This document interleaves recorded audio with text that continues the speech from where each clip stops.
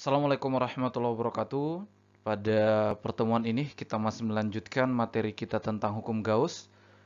Setelah di konten sebelumnya kita sudah coba menerapkan hukum Gauss untuk menghitung kuat medan listrik oleh sebuah plat yang bermuatan listrik ya.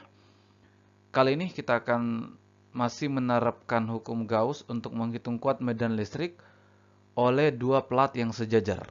Ya, oleh dua plat yang sejajar. Ini akan membantu kita memahami ya cara kerja dari kapasitor. Jadi kalau kita berbicara atau kita membahas komponen-komponen listrik, komponen elektronika ya, yang lebih dulu bahkan kita sudah mengenal ada resistor ya, kemudian ada baterai, ada lampu. Nah, di antara komponen-komponen elektronika tersebut ada yang dikenal dengan kapasitor. Ya, itu yang akan dibahas di materi berikutnya. Dan ini plat sejajar ini adalah komponen utama penyusun dari kapasitor tersebut ya. Baik. Jadi kita punya dua plat sejajar yang bermuatan listrik tentu saja ya. Kita akan menghitung kuat medan listrik di sisi kiri, kemudian di sisi kanan, juga di sisi tengah. Ya, kita akan menghitung kuat medan listrik oleh dua plat sejajar ini di bagian kiri, kanan, ataupun di tengah. Ya, baik, kita mulai satu persatu. Misalkan tadi tampilan platnya dari agak ke depan ya. Nah, kali ini untuk mempermudah menggambarkan medan listriknya dan melihatnya, kita coba tampilkan dari samping ya. Kalau dari samping kedua platnya tadi seperti ini ya. Nah, misalkan eh, kedua plat ini bermuatan sejenis yaitu positif ya, jadi bermuatan listrik positif, sama-sama positif ya. Di mana pada plat bagian kiri ini atau plat pertama rapat muatannya lambda 1 dan plat kedua rapat muatannya lambda 2. Kedua plat ini terpisah dengan jarak L ya. Nah, kalau kita gambarkan medan listrik ya, kalau kita gambarkan medan listrik atau garis medan listrik pada plat pertama, tentu dia sejajar ya, seperti ini ya, lurus seperti ini, keluar ya, karena ini muatan positif, maka dia keluar seperti ini medan listriknya ya. Kemudian pada plat yang kedua, ini juga muatan positif, maka sama, arah medannya juga ada yang ke kanan, ada yang ke kiri, keluar seperti ini ya. Baik, eh, pertama kita coba menghitung dulu kuat medan listrik di sisi kiri. Nah, di sisi kiri ini kan ada dua medan listrik yaitu E1 dan E2. E1 ini medan listrik oleh plat pertama, E2 adalah medan listrik oleh plat kedua yang arahnya sama ya ke kiri. Sehingga medan listrik di bagian kiri ini adalah resultan ya dari kedua medan listrik ini. Karena ini arahnya sama, maka saling menjumlahkan ya, jadi E1 tambah E2 totalnya ya. Nah, medan listrik oleh sebuah plat ya yang medan listriknya lurus seperti ini di konten sebelumnya kita sudah rumuskan yaitu lambda rapat muatan per 2 epsilon 0. Ini juga sama karena masih medan listrik yang lurus ya.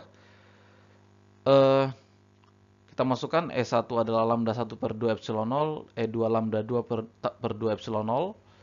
Nah, karena penyebutnya sudah sama, ya, maka langsung kita jumlahkan lambda 1 tambah lambda 2 per 2 epsilon 0. Inilah kuat medan listrik di sisi kiri, ya, lambda 1 tambah lambda 2 per 2 epsilon 0. Arah medannya ya ke kiri, ya, karena ini kan dua-duanya ke kiri ya. Arah medannya ke kiri. Kemudian di sisi sebelah kanan ya, di bagian kanan ini arah medannya, ya, di sini ada dua medan listrik juga ya, ada E1 dan E2 yang arahnya sama-sama ke kanan, maka resultannya ya saling menjumlahkan juga. Jadi ini E1 ya, masukkan juga persamaannya. E kan lambda per 2 epsilon 0 ya. Nah ini penyebutnya sudah sama, maka kalau kita lihat ini kuat medan listrik di sisi kiri itu sama dengan kuat medan listrik di sisi kanan, namun arahnya yang berbeda. Kalau ini ya arahnya ke kanan ya, ini kan ke kanan dua-duanya ya. Nah, berikutnya adalah di sisi tengah. Nah, ini yang menarik. eh, Kalau tadi di kiri itu kuat medannya sama dengan di kanan, hanya arahnya yang berbeda.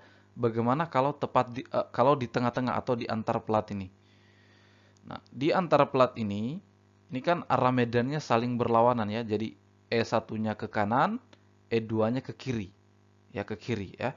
Karena saling berlawanan, maka resultannya atau medan listrik totalnya yaitu kalau kita misalkan yang ke kanan itu yang positif, maka dia E1 kurang E2 karena saling berlawanan ya. Kalau yang tadi kan searah, maka saling menjumlahkan. Kita masukkan E1 ya, persamaan medan listrik untuk plat. Ya, maka kita dapatkan medan listrik untuk di tengah ini adalah lambda 1 kurang lambda 2 per 2 epsilon 0. Nah, kemana arah medannya? Ya, di sini tergantung mana yang besar E1 atau E2. Kalau E1 lebih besar dari E2, maka tentu arah medannya ke kanan. Sebaliknya, kalau E2 yang lebih besar dari E1, ya, maka arah medannya ke kiri, ya. Nah, bagaimana dengan kapasitor? Nah, kalau kapasitor itu ada dua plat yang muatannya berbeda. Jadi satu bermuatan positif dan yang lainnya bermuatan negatif. Jadi ada dua plat bermuatan positif dan bermuatan negatif. Inilah komponen utama dari kapasitor, di mana rapat muatan antar muatan positif dan muatan negatif ya, rapat muatan di plat positif dan di plat negatif itu sama. Jadi di sini rapat muatannya lambda di plat pertama, plat kedua yang bermuatan negatif juga rapat muatannya lambda. Jadi rapat muatannya sama ya antar plat positif dan plat negatif ini, rapat muatannya sama. Nah, di sini yang menarik adalah kita gambarkan dulu ya arah medannya. Tentu kalau plat yang bermuatan positif, arah medannya seperti tadi, ada yang ke kanan, ada yang ke kiri, yang keluar ya, lurus keluar. Nah, sedangkan yang bermuatan negatif ini kan masuk ya, masuk seperti ini ya. Nah, di sini kalau kita perhatikan ya, ini kan jaraknya L ya. Pertama di bagian kiri, kuat medan listrik di bagian kiri. Karena di bagian kiri ini arah medannya saling berlawanan ya. Jadi E1 ke kiri, E2-nya ke kanan. Kalau kita anggap tadi yang ke kanan itu yang positif, maka ini E2 kurang E1. Ya, ini kan saling berlawanan ya di bagian kiri. Nah, karena rapat muatannya sama-sama lambda, maka hasilnya adalah 0. Jadi kuat medan listrik di sisi kiri 0. Nah, untuk di bagian kanan ini arah medannya juga saling berlawanan. E1 ke kanan, E2 ke kiri. Sehingga kuat medan listrik di bagian kanan adalah E1 kurang E2, ya. Maka hasilnya juga adalah 0. Ya, jadi kalau tadi ya di bagian kiri dan di bagian kanan itu ya, kalau dua plat ini muatannya sama, sejenis, di bagian kiri dan di bagian kanan ya ada kuat medan listriknya ya. Sedangkan kalau yang berbeda muatan ini ya, positif dan negatif, di bagian kiri ternyata kuat medan listriknya adalah 0, di bagian kanan juga 0. Bagaimana kalau di bagian tengah? Nah, kalau di bagian tengah ya, ini di bagian tengah arah medannya searah ya, E1 ke kanan, E2 juga ke kanan. Ya, E1 ke kanan. Ini tentu arah medannya banyak ya. Garis-garis medannya banyak, tapi kita ambil perwakilan untuk plat bermuatan positif ini satu garis ya, bermuatan negatif juga yang satu garis. Nah, di bagian tengah ini arahnya sama-sama ke kanan E1 dan E2, maka saling menjumlahkan E1 tambah E2, hasilnya 2 lambda per 2 epsilon 0 atau lambda per epsilon 0. Inilah kuat medan listrik di tengah-tengah ini atau antar kedua plat ini. Ya, jadi pada kapasitor sehingga pada kapasitor di bagian kiri atau di bagian kanan itu tidak